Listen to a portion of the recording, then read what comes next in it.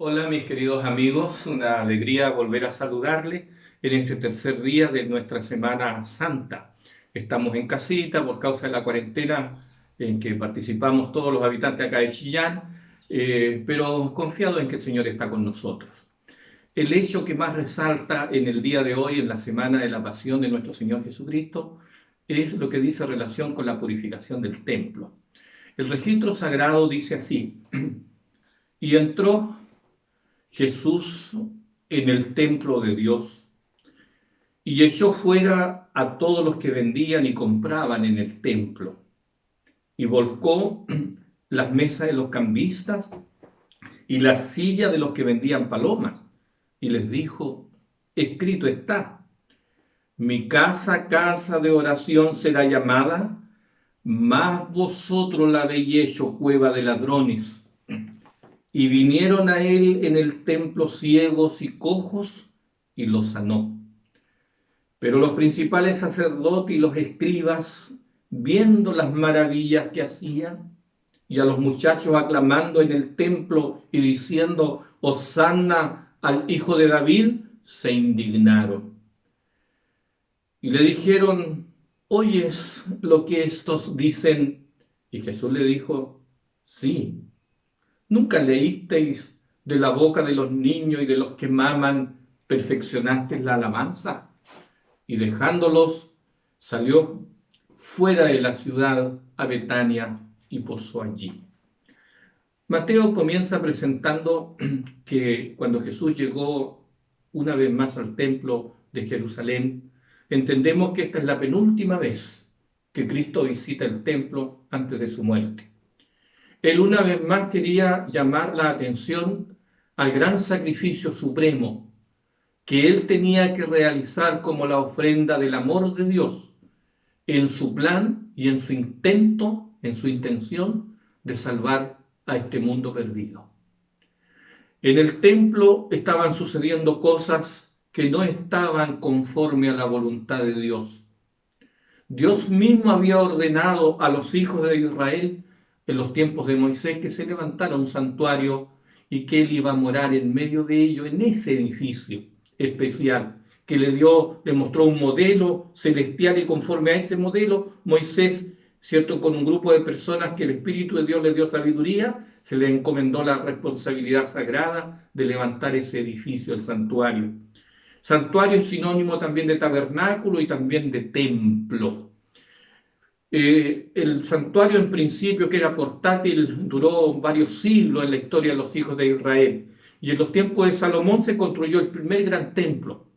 Luego se reconstruyó en los tiempos de Nehemías, y en el templo de nuestro Señor Jesucristo es la tercera vez que el templo se había reconstruido, con la ayuda también de recursos romanos. Hasta el rey Herodes, dicen algunos historiadores, ayudó en la terminación de este gran edificio. Pero el templo era para fines sagrados. La Biblia dice que el templo es un lugar que Dios mismo lo llama mi casa de oración, para que el pecador se vaya a reencontrar específicamente de manera especial y directa con Él en ese lugar que debe ser considerado como sagrado, porque allí está la presencia de Dios. Es un lugar que debe ser para la adoración al Señor, es decir, para expresar nuestro loor, nuestro reconocimiento, nuestra alabanza.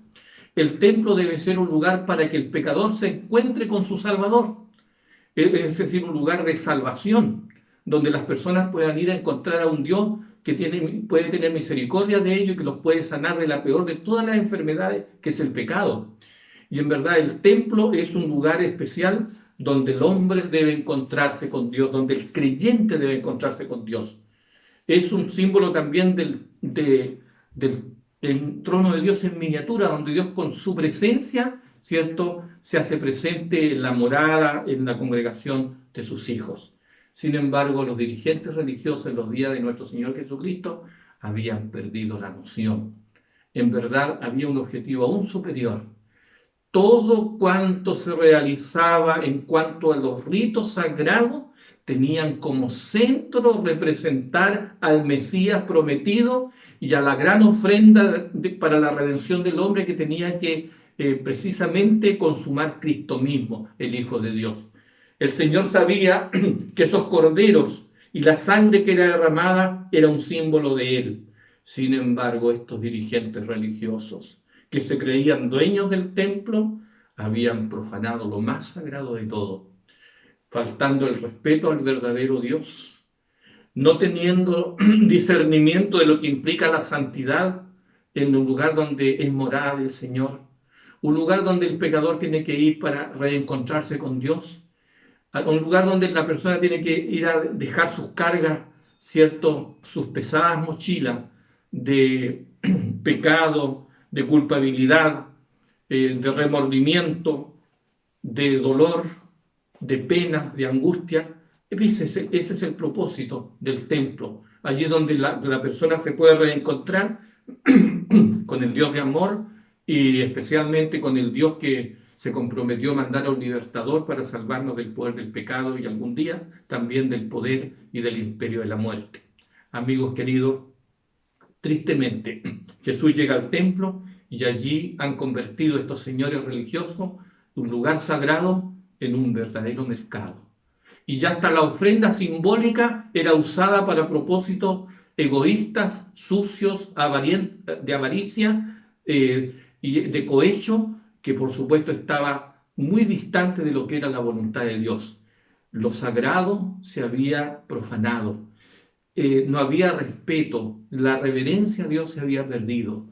Un lugar sagrado, un templo, es el único lugar en la tierra, los templos, donde la persona que se dirige a ellos va con el único propósito de tener un encuentro con el Señor, que ha prometido manifestar su presencia en ese lugar. Y la presencia de Dios en ese lugar hace que ese lugar sea especial, sea sagrado, sea sacrosanto.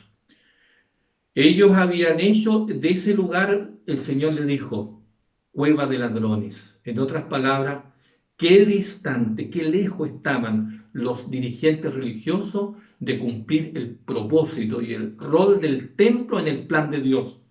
Allí tenía que haberse preparado el pueblo para lo más grande que estaba por acontecer 4 días después.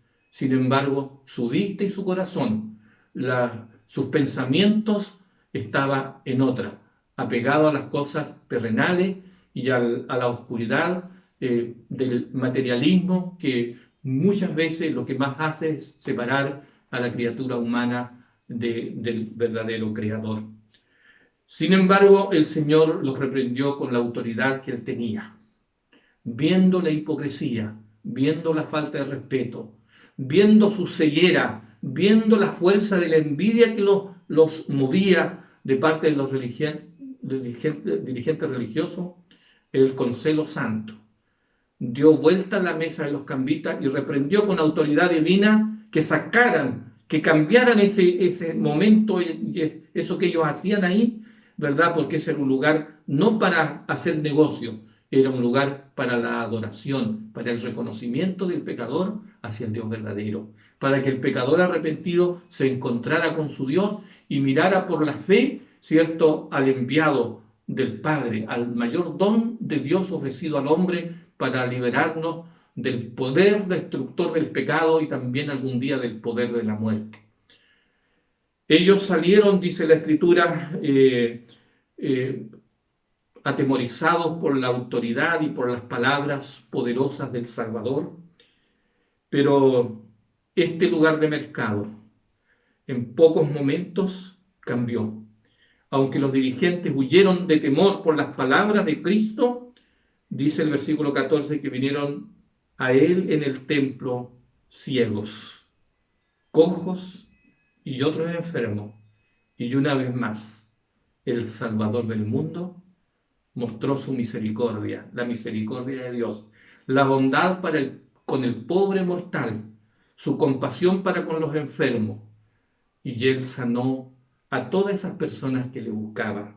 Y es más, aun cuando los principales sacerdotes y los escribas huyeron, pero luego intentaron como pudieron, entre la mucha gente que volvió a reunirse en el templo, después de ese momento de limpieza de Cristo, cuando echó, ¿cierto?, a los cambiadores de moneda y a los vendedores de animales, con propósito totalmente distinto al propósito original por el cual el Señor, ¿cierto?, había permitido que se levantara ese templo.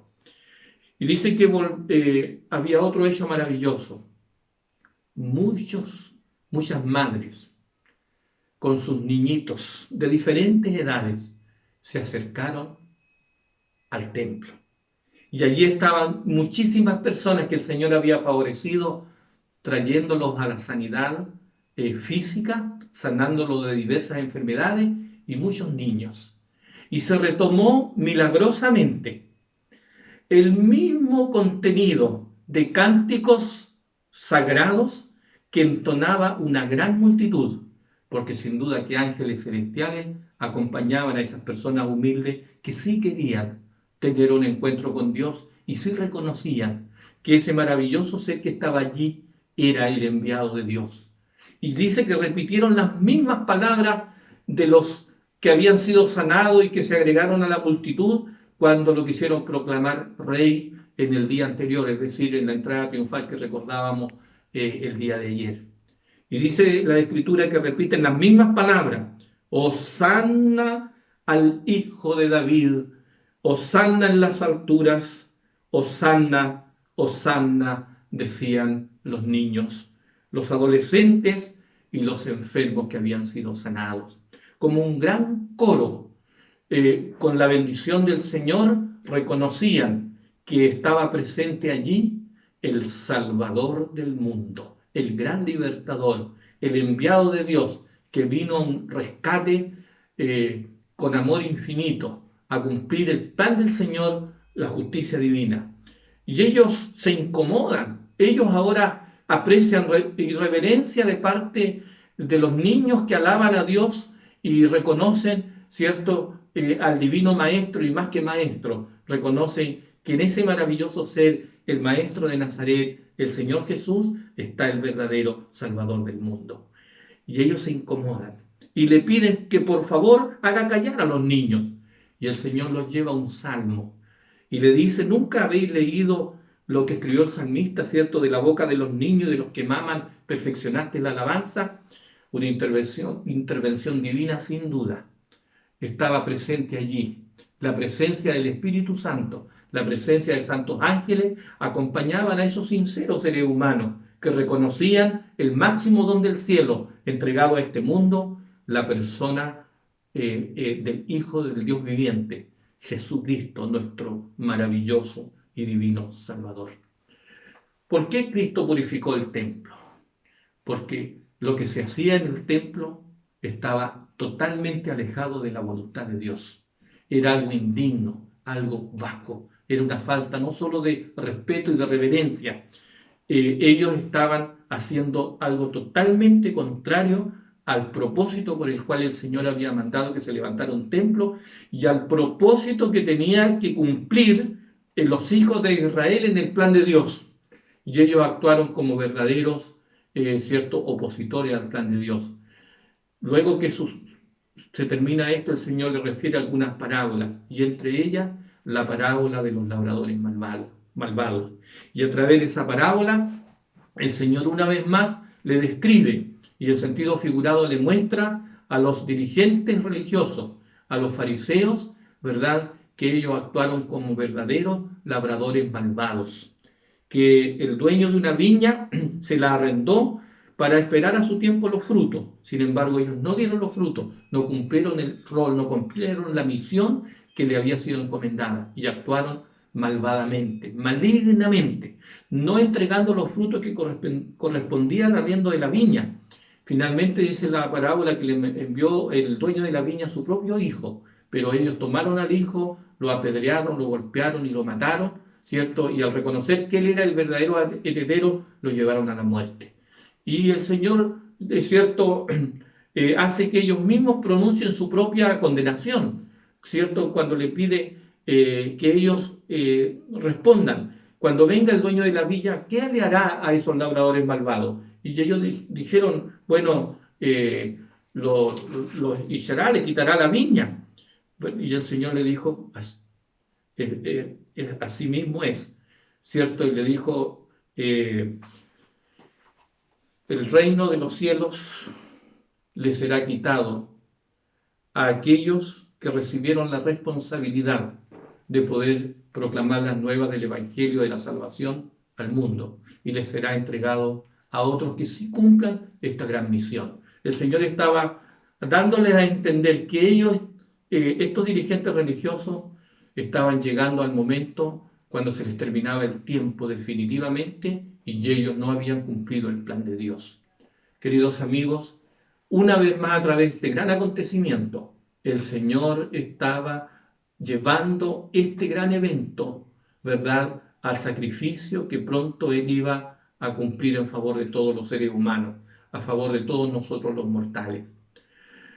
El Señor tenía que cumplir el propósito por el cual había venido a este mundo, a salvar lo que se había perdido.